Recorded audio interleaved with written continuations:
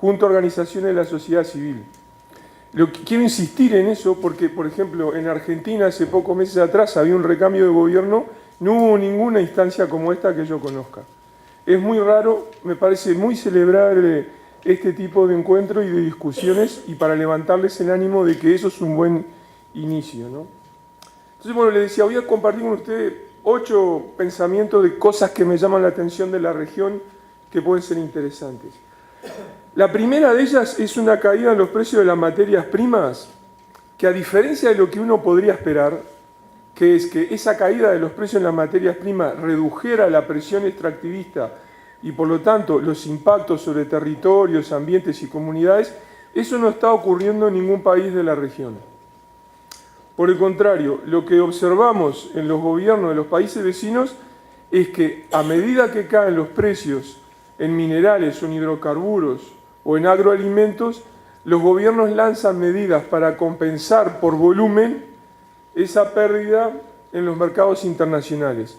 Compensar por volumen quiere decir esencialmente extraer más, aumentar la presión en minería, en hidrocarburos o ampliar la frontera agropecuaria.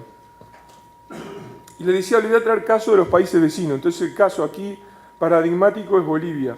Bolivia en el último año y medio, para compensar la caída en los precios de los minerales y los de los hidrocarburos, ha tomado las siguientes medidas. Ha exonerado de evaluaciones ambientales y de mecanismos de consulta e información ciudadana a los territorios indígenas y a las áreas protegidas, que su propia normativa exigía evaluaciones de cierto tipo y exigía consultas de cierto tipo, tanto en área protegida como en territorios indígenas.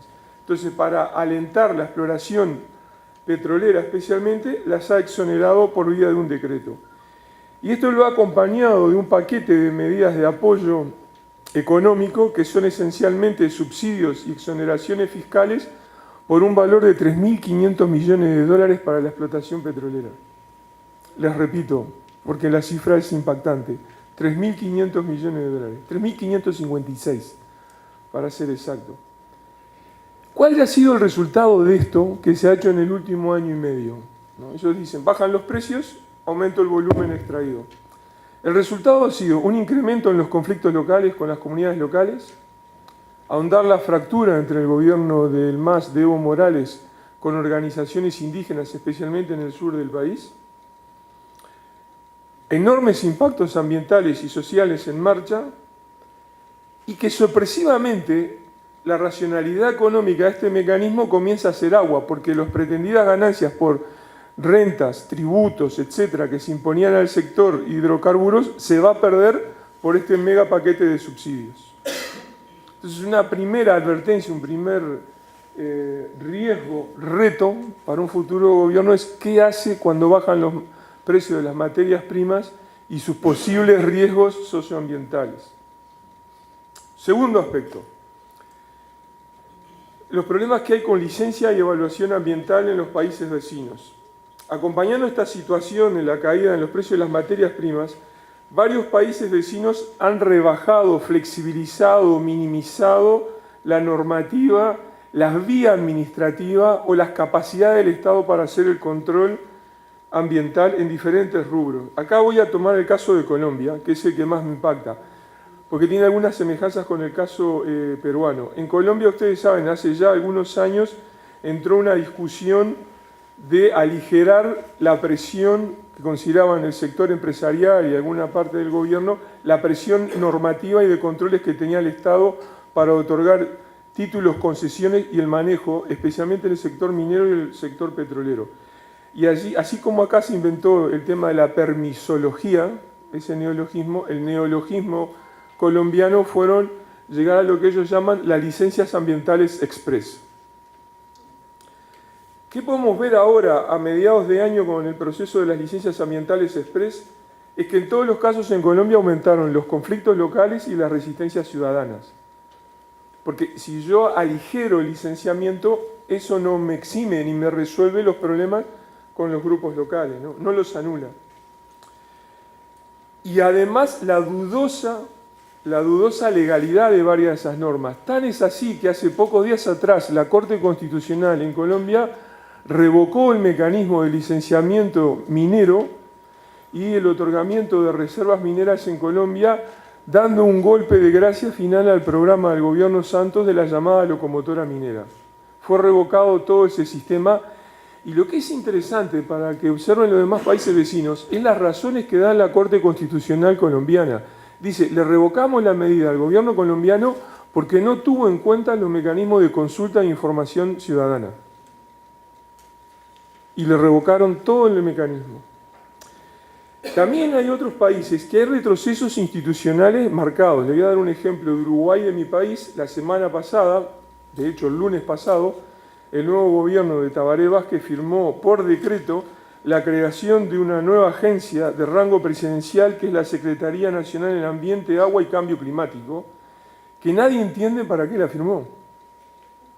Porque es una superposición total con nuestro actual Ministerio de Vivienda, Ordenamiento Territorial y Ambiente, con competencias similares, no resuelve los problemas de fondo que tiene nuestra institucionalidad de conflicto entre el área ambiental con las áreas productivas, especialmente el Ministerio de Industria, Energía y Minería y el Ministerio de Ganadería, Agricultura y Pesca, y provoca un vacío colateral a las capacidades del propio Ministerio de Ambiente de poder ejercer, poder construir, poder promover políticas ambientales.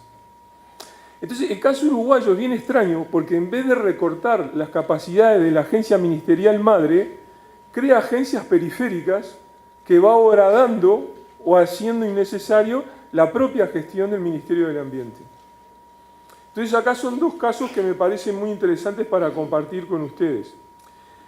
Y uno tercero es que esta debilidad institucional, esto de las licencias ambientales express, como no solucionan los problemas ambientales, varios de ellos, tienen una particularidad de acumulación.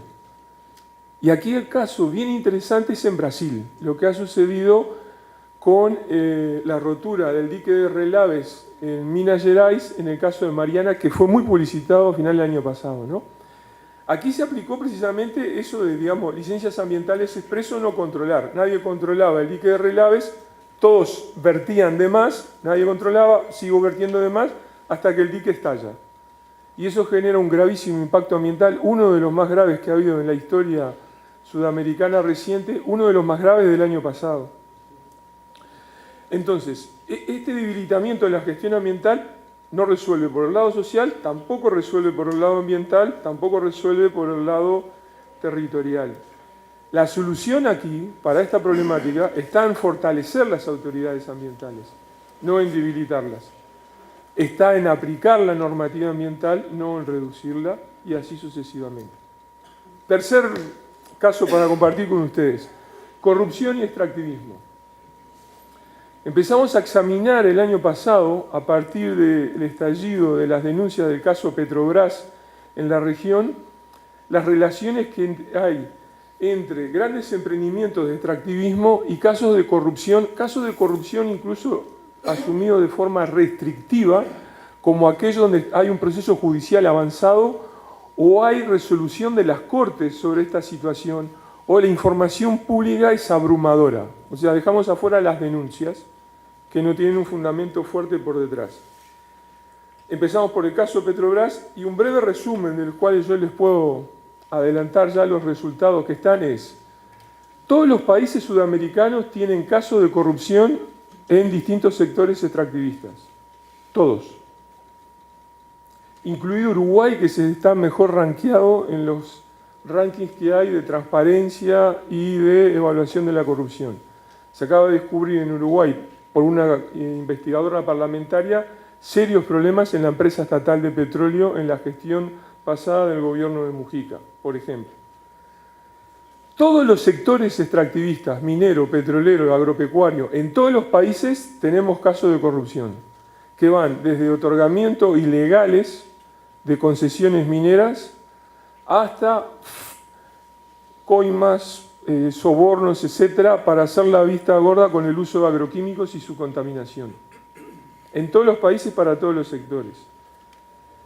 Para todos los regímenes de propiedad encontramos casos de corrupción en el extractivismo, tanto para empresas estatales, empresas mixtas, empresas privadas bajo manejo estatal, como es el caso de la minera Vale en Brasil, empresas genuinamente privadas, o el ordenamiento de la minería cooperativa en Bolivia. En todos ellos, bajo cualquier régimen de propiedad, hay casos de corrupción. Y los casos de corrupción se repiten tanto en gobiernos conservadores como en gobiernos progresistas. Por lo tanto, me parece que hay que asumir que algunos tipos de proyectos extractivistas de enorme envergadura solo son viables si se aprovechan algunas vías ilegales para conseguir permisos, favores, etc. Y por lo tanto los estados deben asumir y protegerse de esas desviaciones. Yo creo que ese es otro de los grandes retos que están emergiendo en la región. El cuarto reto, bueno, aquí César, yo concuerdo mucho con él en el problema enorme que significa la minería ilegal de oro, ¿no? El caso de la minería de oro además es un problema adicional porque mientras algunos minerales están bajando de precio, el oro está estable o tiende a subir, por lo tanto, la atracción que genera seguir con la minería ilegal de oro se mantiene. Por ejemplo, hoy acabo de leer en el periódico Gestión que los precios a futuros del oro para agosto, ahora no más, están en números redondos, $1.300 la onza. Por lo tanto, ahí hay enormes presiones para desarrollar minería que en estos casos transcurre por mecanismos tanto alegales, aprovechando huecos que hay en la normativa nacional, tal es la definición de la legalidad, como mecanismos ilegales. Y ahí el caso que quiero compartir con ustedes son estudios regionales que se han hecho, liderados por SPDA aquí en Perú, que se han hecho para la región, repetidos en Colombia, Ecuador, Bolivia, sobre las rutas del oro en estos países, del oro ilegal. Y en todos ellos se ven ustedes esa mezcla entre violación de derechos humanos, componentes de corrupción e ilegalidad, altas sumas de dinero involucradas en ese tráfico y la participación de empresas que en varios de estos países son las que compran ese oro ilegal y al comprarlas lo blanquean para poderlo exportar.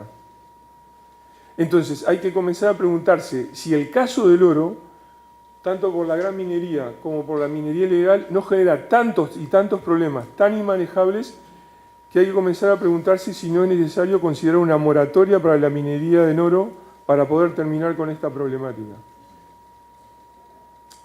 El quinto reto, que me parece también bien importante compartir una reflexión con ustedes, es que varios de estos problemas que yo les he comentado, por ejemplo, qué pasa en las áreas rurales, en los países vecinos, por el aumento de la presión extractivista, del licenciamiento ambiental, qué sucede con estos casos de corrupción, etc.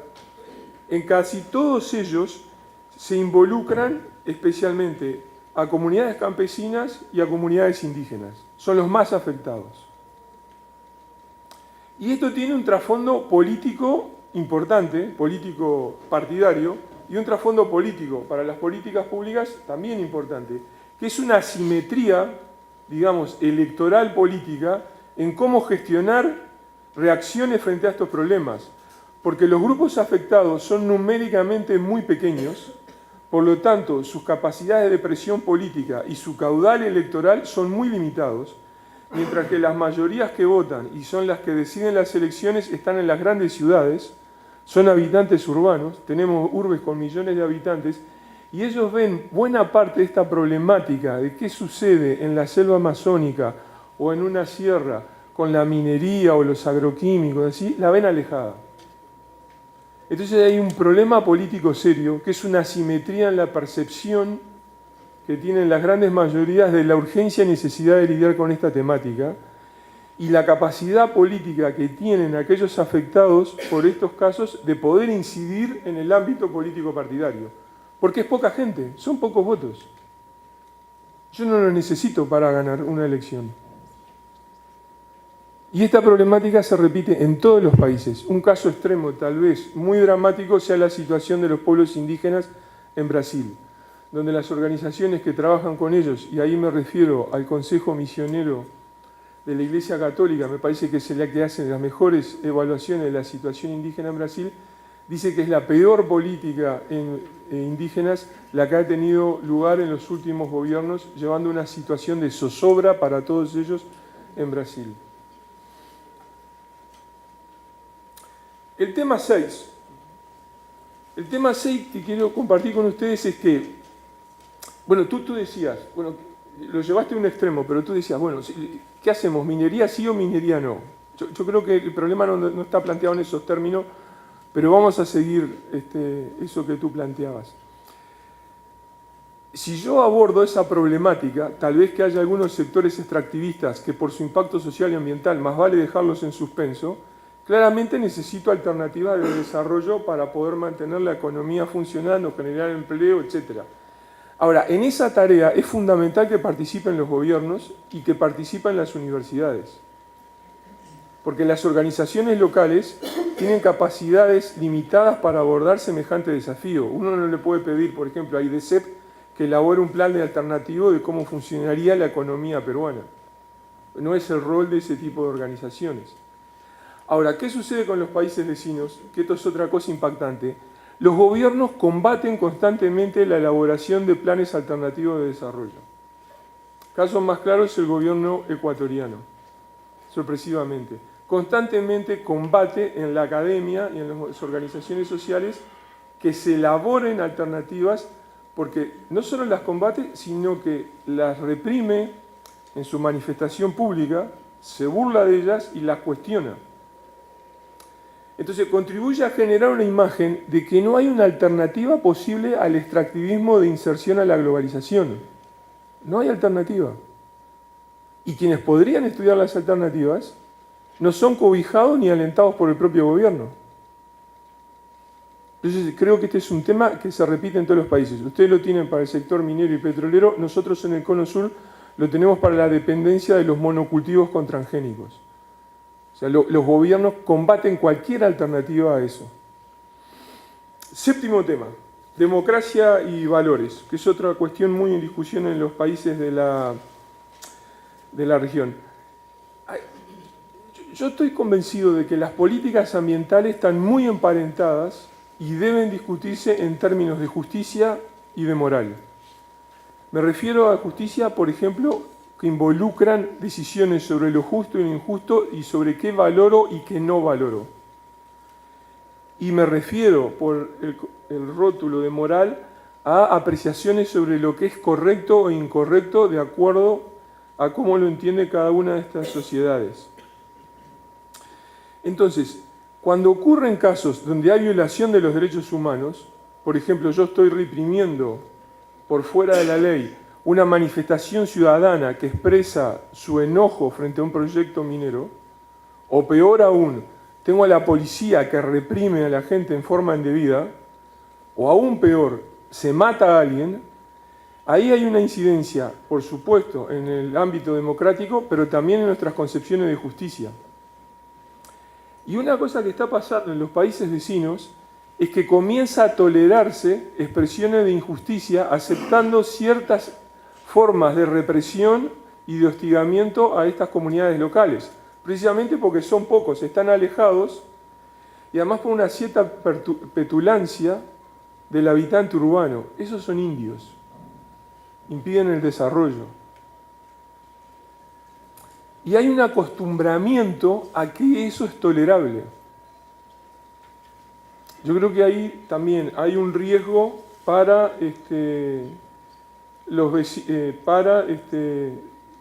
la situación de nuestros países que ilustra lo que está pasando en varias naciones vecinas. El octavo ítem, rótulo, reflexión para compartir con ustedes, está muy emparentada con esta, que es avanzar un paso más desde los derechos humanos y comenzar a discutir cuál es el valor de la naturaleza en un debate, en una consideración que incorpore la categoría de los derechos de la naturaleza. Porque no podemos olvidar que tenemos al lado nuestro la innovación que ha hecho la nueva Constitución ecuatoriana de reconocer valores propios en la naturaleza y en su nueva Carta Constitucional se reconoce, por lo tanto, derechos de la naturaleza, lo cual cambia buena parte del proceso de toma de decisiones sobre evaluación de impacto ambiental, sobre la propia normativa, sobre cómo acompasar proyectos económicos, de desarrollo, infraestructura, etcétera, con cuestiones de protección de áreas naturales. Ahora, ¿qué pasa? Lo interesante del caso ecuatoriano, que si se toma en serio el mandato de los derechos de la naturaleza, especialmente cuando ese mandato está involucrado con protección de los pueblos indígenas no contactados y las salvaguardas que hay sobre áreas protegidas, el gobierno ecuatoriano no podría hacer explotación petrolera en muchos territorios indígenas y áreas protegidas de la Amazonía. No los podría concesionar y no los podría hacer. Y siguiendo lo que dice César, que también tiene razón, si se toma en serio el mandato del cambio climático, no tiene sentido sacar ese petróleo porque no se podría quemar, más allá de que se queme o no se queme dentro de Ecuador. Ustedes saben que tenemos un stock del petróleo quemable en estos años y no podemos pasar ese stock. Entonces, nuevas reservas no tiene sentido de sacarlas. Y el caso ecuatoriano es bien interesante porque el gobierno no logra resolver esta contradicción y cuando tiene que optar, opta por el extractivismo. Y por lo tanto, para optar sobre el extractivismo, tengo que recortar, debilitar, redelimitar la propia idea constitucional de derechos de la naturaleza. La tengo que debilitar.